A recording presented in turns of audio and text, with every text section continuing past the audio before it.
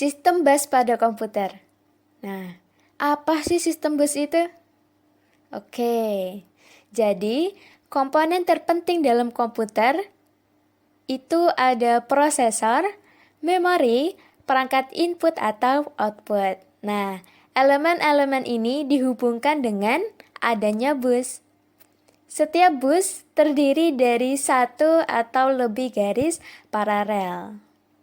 Nah, garis-garis ini berfungsi untuk mengirimkan alamat, sinyal data, dan juga kontrol. Lebar bus menentukan banyaknya garis yang dimilikinya.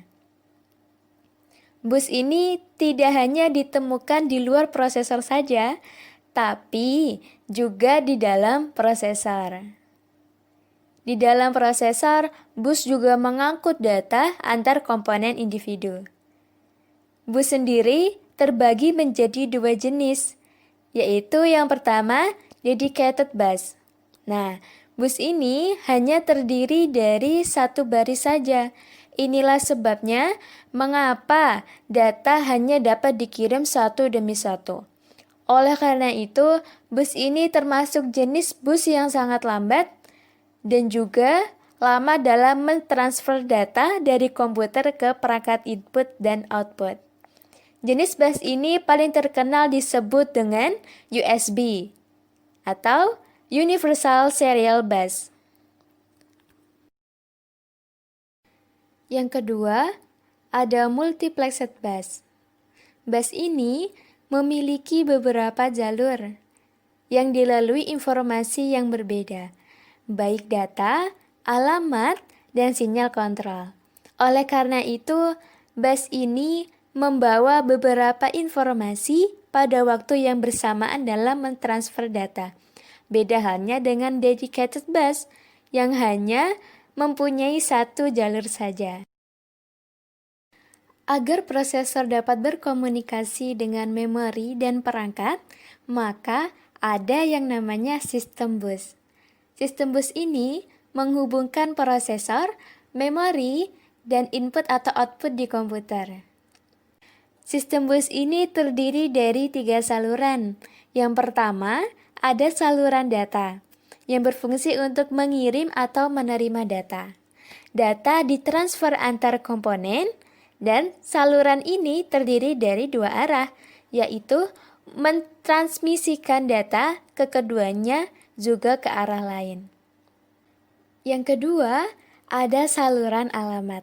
Saluran alamat ini berfungsi untuk mengangkut alamat memori yang ingin diakses oleh prosesor. Yang ketiga, ada saluran kontrol. Saluran ini digunakan untuk mengetahui apakah data sedang dikirim atau diterima. Ketiga saluran ini saling bekerja sama untuk menyelesaikan pekerjaan.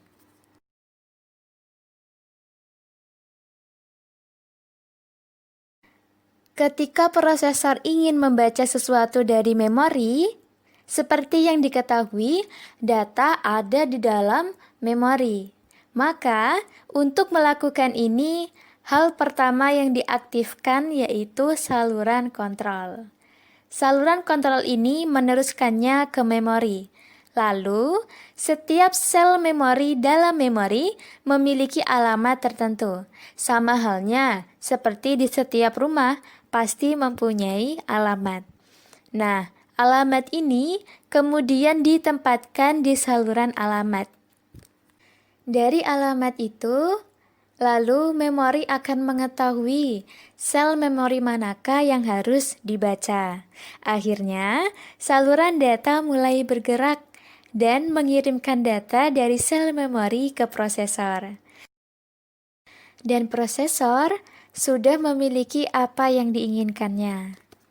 Begitulah cara kerja sistem bus pada komputer. Thanks for watching my video. Have a nice day and see you!